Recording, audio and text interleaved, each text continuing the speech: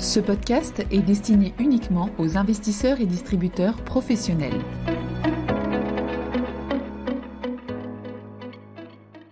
Bonjour à tous, aujourd'hui nous allons parler du comité de politique monétaire de la Fed du 16 mars. Alors ce FOMC avait un petit côté historique parce qu'il était globalement attendu que la Fed remonte ses taux directeurs pour la première fois depuis décembre 2018 et surtout pour la première fois depuis l'épidémie de Covid-19. Il est en effet devenu de plus en plus évident pour les observateurs que la Fed était en retard dans son cycle de normalisation de sa politique monétaire, avec en février une inflation à 7,9%, soit quasiment 4 fois la cible des 2%, et un taux de chômage à 3,8%, soit l'un des plus bas taux de chômage depuis la Seconde Guerre mondiale. Il y a évidemment beaucoup de choses à dire sur ce FOMC, on peut peut-être commencer par la décision portant sur les taux directeurs. La hausse de taux lors de ce comité n'a été que de 25 points de base, et il n'y a que le président de la Fed de Saint-Louis, James Bullard, qui a voté pour une hausse de 50 points de base, ce qui montre que si les médias financiers l'adorent pour son franc-parler, ces déclarations sont à prendre avec des pincettes, puisqu'il semble être assez isolé au sein du FOMC, et même le membre du board Christopher Waller, dont il est très proche, a voté pour une hausse de 25 points de base.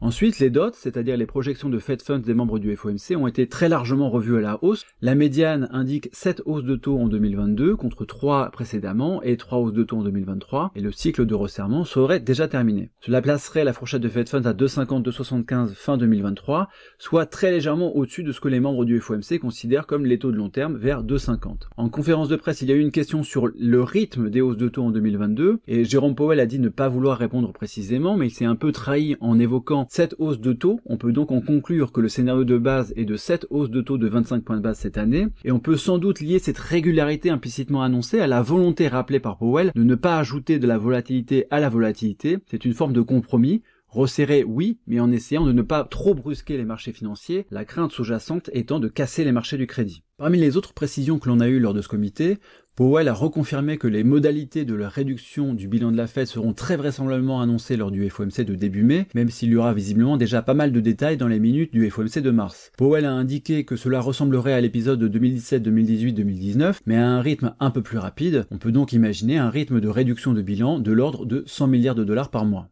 On trouve également plusieurs éléments intéressants dans les prévisions économiques des membres du FOMC. Paradoxalement, la coupe dans les prévisions de croissance 2022 est bien plus nette que pour la BCE, car elle passe de 4% à 2,8%. Et sur l'origine de ce coup de rabot, Powell a indiqué que cela provenait en bonne part des conséquences de la guerre en Ukraine, un peu du resserrement de la Fed, mais il n'a pas donné beaucoup plus d'explications.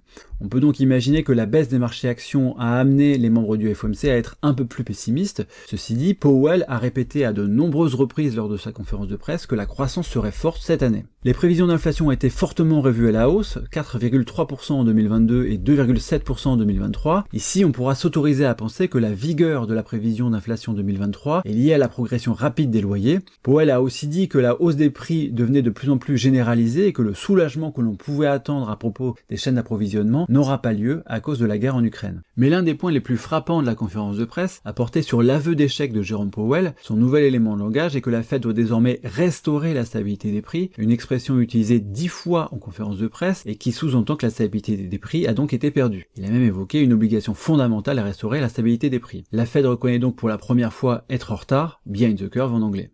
Pour résumer, la normalisation de la Fed est donc lancée, et on sent que les membres du FOMC aimeraient autant que possible que celle-ci soit en pilote automatique sur le reste de l'année, c'est-à-dire avec des hausses de taux de 25 points de base régulières pour essayer de brusquer le moins possible les marchés financiers. Mais la grande question maintenant va être de savoir si la Fed est en mesure de se tenir à ce script. Par exemple, si l'inflation est à 7 ou 8% cet été, les membres du FOMC pourraient être tentés d'aller plus vite. Merci de votre écoute et à bientôt. Communication promotionnelle non contractuelle. Les commentaires et analyses reflètent l'opinion de CPRAM sur les marchés et leur évolution en fonction des informations connues à ce jour. Du fait de leur simplification, les informations données dans ce podcast sont inévitablement partielles ou incomplètes.